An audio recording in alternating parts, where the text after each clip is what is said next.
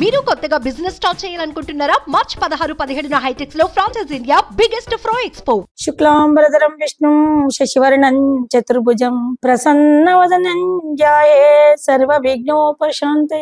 శ్రీరామ పరబ్రహ్మణే నమః. భారతదేశం అంటేనే ఒక ఆధ్యాత్మిక క్షేత్రం. అణువణువున దేవాలయాలు, అణువణువున ఆధ్యాత్మిక స్తోత్ర పఠనాలు, ఎంతో మంది ఋషులు మునులు వేదమూర్తులైన బ్రాహ్మణోత్తములు హిమాలయాల నుండి శ్రీలంక వరకు వ్యాపించినటువంటి అనేకమైనటువంటి పుణ్యక్షేత్రాలకు వాలావలమైనటువంటి మన భారతదేశంలో ఇంకా ఇప్పటికీ ఎటువంటి అగ్ని ప్రమాదాలకు అరికట్టడానికి ఆధ్యాత్మిక శక్తి ఎంతో దోహదపడుతున్నటువంటి అనేకమైనటువంటి విషయాలు మనకు తెలుస్తూనే ఉన్నాయి. ఎన్నో రకాలుగా దైవం ఈ కలియుగంలో కూడా మానవ రూపంలో ఎలాగ ఆదరిస్తోంది, ఎలాగా మనకు అనుకూలమైన పరిస్థితులు ఉన్నాయి. ముఖ్యంగా భక్తి ప్రమత్తలు ఎటువంటి వాళ్ళనైనా ఎంతటి కష్టాన్నైనా నివారించగలుగుతుంది అనేటువంటిది మనకు కేవలం దైవం మీద నమ్మకంతో జీవనాన్ని సాగిస్తున్నారు భారతదేశంలో అనేకమైన జనాలందరూ కూడా. మనకు నరాల్లో కూడా భక్తి అనేది జీర్ణించకపోయి ఉంది. దైవాన్ని పూర్తిగా 100% వరకు నమ్మినటువంటి వాళ్ళం కాబట్టి ఏదైనా ఆధ్యాత్మిక చింతన చేసే దాంట్లో అనేకమైన విజయాలు సాధిస్తాం అనడానికి మనకు ఉదాహరణకి ఇప్పుడు యూట్యూబ్ ద్వారా ఎంతో మందిని మారుమూల గ్రామాల్లో ఉన్నటువంటి వారిని వెలికి తీసి వాళ్ళలోని విద్వత్తును ప్రపంచ దేశాలకు చాటి చెప్తున్నది. దాని ద్వారా మన భారతదేశంలోని ఆచార వ్యవహారాలు కూడా అనేకులు నేర్చుకొని అనుసరిస్తున్నారు, సుఖజీవనాన్ని పొందుతున్నారు. ఇలాగా ఏదైనా ఒక ఆధ్యాత్మిక శక్తి వెనకగా ఉండి నడిపిస్తుంటే ఏ కార్యక్రమమైనా కూడా విజయం సాధిస్తుంది అనడానికి తర్కాణం మొన్నటి మనకు ప్రధానమంత్రి నరేంద్ర మోడీ గారు యూట్యూబ్ వాళ్ళందరికీ కూడా సన్మానం చేసినటువంటి తర్కాణం మనకు కనబడుతోంది. అనేకమైన విజయాలు సాధిస్తూ ప్రచార సాధనాల్లో ఎన్నో సంవత్సరాలుగా పాతుకపోయిన అనేక టీవీలను డామినేట్ చేస్తూ సుమన్ టీవీ ముందుకు సాగుతోంది. అందులో చాలా వరకు ఎంతో మందికి దానం, ధర్మం, పూజ విధానం ఇటువంటివి ఈ యూట్యూబ్ ద్వారా ఎక్కడో ఉన్నటువంటి పేదవాళ్ళకి అన్ని అందగలుగుతున్నాయి. ఎందరో సమాజ సేవకులు వారిని చూసి ఉత్సాహభరిత వాళ్ళు కూడా సమాజ సేవ కోసము పేదవాళ్ళకి సహాయ సంపత్తులు అందించడానికి సహకరిస్తున్నారు. ఇప్పుడు మనకి అనేక విషయాలలో మాట్లాడుతుంటే ఒక సబ్జెక్ట్ కాదు, ఒక వ్యవసాయదారుడు కానీ, ఒక సైనికుడు కానీ, ఒక పౌరాణికవేత్త కానీ, ఒక భక్తుడు కానీ, ఎవరైనా కానీ వాళ్ళు చేసే వృత్తి ఏదైనా దాంట్లో ఒకటి నిష్ణాతమైన విజ్ఞానాన్ని కలిగి ఉన్న వాళ్ళు అనేకులు ఈ యూట్యూబ్ ద్వారా, సుమన్ టీవీ ద్వారా ప్రచారాల్లోకి వచ్చి వారికి వారు సంతోషపడుతూ ఎదుటి వాళ్ళకి వాళ్ళ భావాలను ప్రకటిస్తూ సహాయకంగా ఉంటున్నారు. అయితే మనం కొంత ఆధ్యాత్మిక విషయంలో ఈరోజు చెప్పుకుందాము. మన సాంప్రదాయంలో 365 రోజులు కూడా పుణ్యపు దివసాలే. అలాగా మనం ప్రతి మాసం ఒక వైశిష్ట్యాన్ని చెప్పుకుంటూ వచ్చాము. చంద్రుడు ఏ నక్షత్రాన్ని సంచరిస్తే ఆ నక్షత్రానికి ఆ మాసం పేరు, ఆ నక్షత్రంలో సంచరించేటువంటి పూర్ణిమ నాడు ఏ నక్షత్రంలో పూర్ణిమ వస్తే మాసానికి ఆ పూర్ణిమ పేరు. మొన్న శివరాత్రి, సూర్యార్ఘ్యాలు, నక్షత్రము మాఘమాసంలో వచ్చింది కాబట్టి మనకు మాఘమాసం అయింది. అలాగే ఇప్పుడు జరుగుతోంది ఫాల్గుణ మాసం. ఫాల్గుణ మాసం అంటే విష్ణుకు చాలా ప్రీతికరమైన మాసం. ఇది 12 మాసాల్లో చివరిదైన మాసం.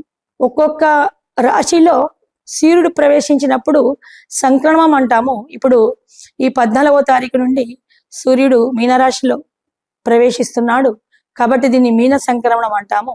అలాగే చంద్రుడు ఉత్తర ఫల్గుణి నక్షత్రంలో ఉన్నాడు. ఉత్తర ఫల్గుణి నక్షత్రం అంటే చాలా విశేషమైన నక్షత్రం. సాక్షాత్ పాల కడలి నుండి మహాలక్ష్మీదేవి ఉద్భవించిన రోజు కాబట్టి ఉత్తర నక్షత్రాన్ని ఆండాళదేవి తిరునక్షత్రంగా, ఉత్తర నక్షత్రం మహాలక్ష్మి యొక్క జన్మ నక్షత్రంగా అనేకమైనటువంటి పూజలు అర్చనలు చేసి అమ్మవారిని అనేక విధాల సహస్రనామాలతోని, కనకధార స్తోత్రాలతోని అర్చిస్తేనంట సంపదలు, శుభ ఫలితాలు లభిస్తాయట.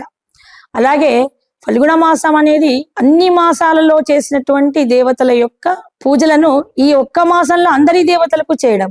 ఒక్కొక్క మాసంలో ఒక్కొక్క దైవాన్ని మనం పూజిస్తూ వస్తున్నాం. మాఘమాసంలో శివుణ్ణి, చైత్ర మాసంలో రామచంద్రుణ్ణి, అలాగే వైశాఖ మాసంలో విష్ణుమూర్తిని, శ్రావణ మాసంలో కృష్ణ పరమాత్మని, ఆశ్వీజ మాసంలో దుర్గామాతని, ఇలాగా ఒక్కొక్క దేవతను ఒక్కొక్క మాసానికి అధిష్టాన దేవతగా చేసి మనం పూజిస్తున్నాం. కానీ 12వ మాసమైన ఈ ఫల్గుణ మాసంలో అందరు దేవతలు సర్వదేవతా వ్రతాన్ని ఆచరిస్తారు.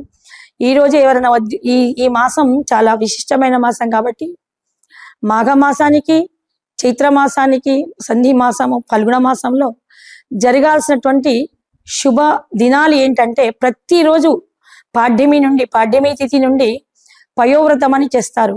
ఈ వ్రతాన్ని అదితి కశ్యపులు ఆచరించి వామనమూర్తిని పుత్రునిగా పొందారట. పయము అనగా పాలు. పాల సముద్రం నుండి లక్ష్మిని ఉద్భవించింది.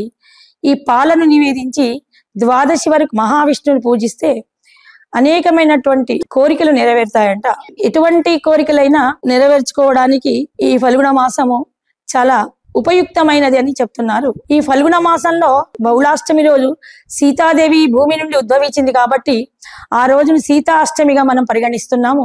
సీతాదేవికి అనేక విధాలుగా పూజించి సీతారామచంద్రుల యొక్క సహస్రనామాలు, పూజలు అర్చించుకుంటాము. అలాగే ఫల్గుణ బహుళ అష్టమి రోజు ధర్మరాజు జన్మించాడు. ఫల్గుణ శుద్ధ త్రయోదశి నాడు భీముడు జన్మించాడు. ఇలాగా అనేక విధాలైనటువంటి పుణ్యపు రోజులు. అలాగే చైత్రమాసం మనకు ఇప్పుడు వస్తున్న త్యాగరాజోత్సవాలు. త్యాగరాజు ఎంతటి రామభక్తుడో తెలియని వారు ఉండరు.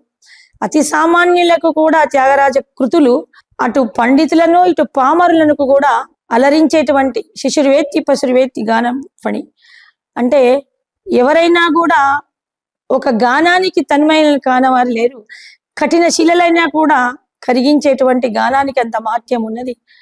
స్వరం చక్రవర్తి అయినటువంటి త్యాగరాజ మహాస్వామికి ఈ బహుళ దశమి రోజు ఒక కళ వచ్చిందంట. ఆ కళలో తన మరణాన్ని తెలిపాడు శ్రీరామచంద్రుడు. పంచమి రోజు, చైత్రశుద్ధ పంచమి రోజు ఆయన స్వర్గస్థులైనారు. అలాగే మనకి ఫల్గుణ మాసం అనేది అన్ని మాసాలలో కల విశిష్టతను ఎందుకు సంతరించుకుందంటే అనేక మంది గొప్ప గొప్ప వాళ్ళు కూడా ఫల్గుణ మాసంలో జన్మించారు. మన ఆధ్యాత్మిక యొక్క చింతన ద్వారా అన్ని మాసాలకు ఒక ప్రత్యేకమైన పూజలు చేసుకుంటున్నాము. అసలు ఏ కాలక్షేపము లేకుంటే మనిషి ఎంత రోగిగా, అనారోగ్యంగా తయారవుతాడో.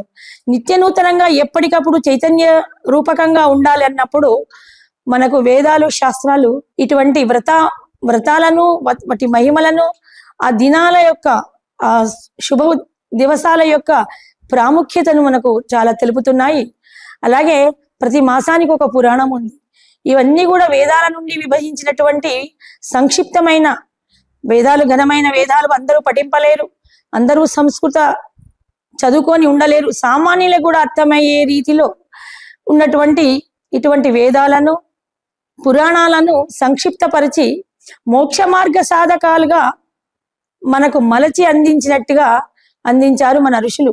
ప్రతి మాసం యొక్క విశిష్టత తెలుసుకొని మానవుడు సంచరించడం వలన ఈ జన్మలో శుభ ఫలితాలను పొందడమే కాక మరణాంతరము మోక్ష పదాన్ని పొంది మంచి జన్మలలో జన్మిస్తారట, సుఖశాంతులతో వర్ధిల్లుతారట. ఏవైనా గ్రహ దోషాలు ఉంటే ముందుగానే తెలుసుకుంటాము. దానివలన భక్తి అనేది ప్రవర్ధమానం చేసుకుంటే మనిషిలో అనుకోకుండానే ఒక మంచితనము, వాక్శుద్ధి ఏర్పడుతుంది. భక్తి వలన ఏదో ఒక స్తోత్రాన్ని నిత్యం పఠిస్తూ ఉంటాము. పఠించడం వలన ఉచ్చారణ శుద్ధమైపోతుంది. నాలుక అంటగా జివ్వ మీద ఉన్నటువంటి పాపపు ఆలోచనలు, పాపపు పలుకులన్నీ కూడా నిర్మూలనమై ఒక పుణ్యమైనటువంటి ఏర్పడుతుంది. మనకు పుణ్యకృతువులు అనేటువంటి ఏర్పడతాయి. ఒక భక్తి ఉంటే సంగీతము, సాహిత్యము, జ్యోతిష్యము వాటికవే వస్తుందని నేర్చుకోగలుగుతామని మనకు త్యాగయ్య జీవితం చెప్తోంది. ఎన్నో ఎన్నో రామగీతలు, కృతులు, రామచంద్రుని మీద కృతులు రాసినటువంటి త్యాగయ్య ఏ ఊరికి వెళ్ళినా ఆ ఆస్థాన, అక్కడ ఆ సంస్థాన దైవమైనటువంటి, ఆ గ్రామ దైవమైనటువంటి దేవతల మీద పంచరత్నాలు రచించారంట. అలాగా మనకి మన వైతాళికులు, మన వైశిష్టమైన ఋషులు మునుల ద్వారా కాకుండా భాగవతోత్తములు, భక్తాగ్రేసరులు, ఆనాడు హనుమ కాలం నుండి కూడా త్రేతాయుగం కృతయుగం నుండి కూడా నేటి కలియుగం వరకు భక్తి అనే ఒక దారం మీద ఎన్నో సమాజాలు బాగుపడ్డాయి. భక్తి ద్వారా సహనం శాంతి అనేవి నేర్చుకోగలుగుతాము. భక్తి అనేది ప్రతి మనిషిలో అంతర్లీనమై ఉంటుంది. కాలక్రమేణా పెరిగిన పరిసరాలను బట్టి, జన్మించిన స్థలాలను బట్టి, ఉండవలసిన స్థలాలను బట్టి అవి మార్పు చెందుతూ ఉంటాయి. ఎప్పుడైనా ప్రచార సాధన అనేటువంటి సినిమాలు కానీ టీవీ ఛానళ్ళు కానీ ఎక్కువ వరకు అనేకమైన ఆవేశమైన పరం చూపించకుండా రాబోయే తరాలకు ఒక మంచి క్రమశిక్షణ నేర్పే విధంగా రామాయణ భాగవతాలను నృత్య రూపకాలుగాను కథలుగాను పాటలుగాను చూపించాలని, దానివలన రాబోయే కొత్త తరాలు ఒక మంచిని ఒక సంస్కారాన్ని నేర్చుకొని వెనుకటి కాలం మనుషుల్లాగా బ్రతకాలని, సాంకేతిక పరంగా ఎంత ఉన్నతిని సాధించినా కుటుంబ పరంగా సమాజ పరంగా ఒక మంచి ఉన్నతోత్తమైనటువంటి వ్యక్తిత్వాన్ని సాధించాలంటే మంచి పుస్తక పఠనం కావాలి, మంచి గ్రంథాలు చదవాలి, వేదాల నుండి నేర్పబడినటువంటి క్రమశిక్షణను నేర్చుకోవాలి. వాళ్ళకి ఏం తెలియనప్పుడు ఇప్పుడు నడుస్తున్న లోకం బట్టి ఇదే సహజమైంది అని అనుకుంటారు. అలా కాకుండా మంచి చేస్తే మంచి ఫలితాలు ఎలా పొందుతాము, ఒకరిని హింసిస్తే చివరికి మనం కూడా ఎటువంటి హింసలు అనుభవిస్తాము అనేటువంటి ఒక సూక్తి మార్గాన్ని ఈ ప్రచార సాధనాలు తెలపాలి. దాంట్లో సుమన్ టీవీ వాళ్ళు చాలా ఉన్నతోత్తమైన స్థానాన్ని సాధించారు.